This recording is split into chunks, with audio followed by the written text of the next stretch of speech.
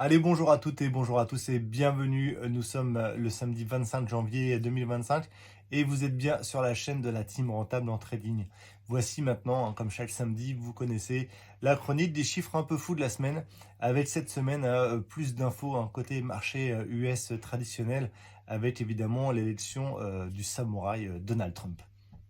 Allez, avant tout et rapidement, un côté crypto, MicroStrategy a encore acheté cette semaine 1,1 milliard de dollars de BTC.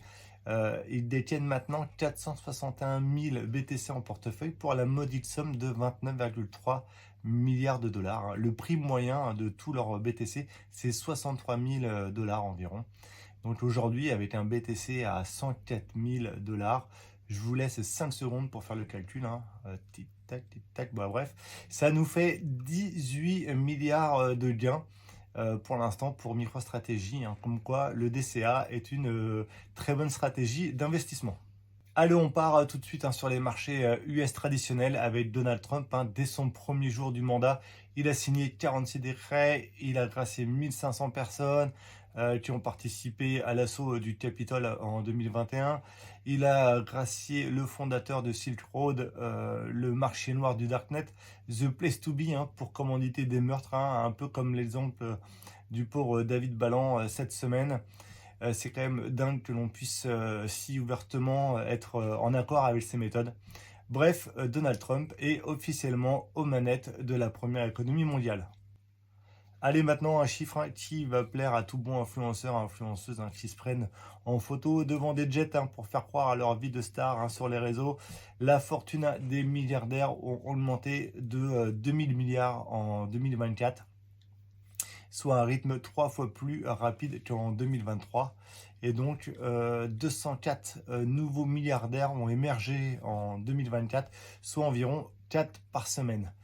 Bon, très clairement, ça ne me concerne pas malheureusement. Allez, avant de clôturer sur les marchés US, un chiffre intéressant sur les cartes de crédit aux USA. Les Américains qui payent tout en carte de crédit revolving ont des taux d'intérêt aujourd'hui à environ 22%. C'est un chiffre complètement fou. C'est comme si nous en France, tous les prix étaient affichés hors taxe et qu'il fallait donc rajouter 22% dès qu'on utilise notre carte de crédit.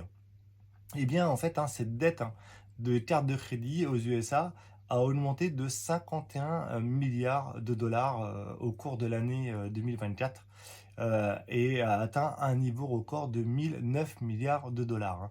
Ça a fait une dette moyenne de 10 500 dollars par foyer américain. Et après, on nous dit que tout va bien, mais bon, bref, le sauveur vient d'arriver à la Maison Blanche. Tout va bien dans le meilleur des mondes. Le jour où ça va péter, ce truc-là, ça va swinguer. Allez, que se passe-t-il du côté France-Europe? Eh bien, c'est la fête, tout simplement. Les banques européennes vont récompenser les investisseurs avec des versements de 123 milliards de dollars, d'euros, pardon. C'est un record pour la deuxième année consécutive. J'espère que l'État français fait partie des investisseurs parce que nous, on a quand même une dette de 127 milliards.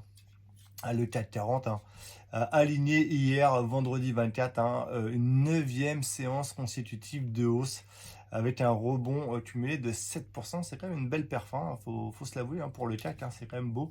Le CAC s'est rapproché des 8000 points en séance hier et l'indice tricolore se rapproche des 8259 points qui est son ATH du 10 mai dernier.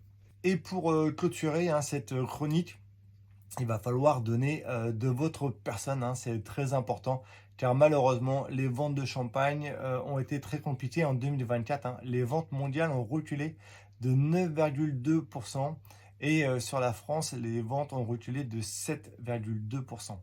Alors, le Spritz Prosecco, c'est fini, sauf s'il est royal, évidemment, le tout avec modération. Allez, sur ce, je vous souhaite un très bon week-end. Prenez soin de vous. Je vous dis à très vite. Bye bye.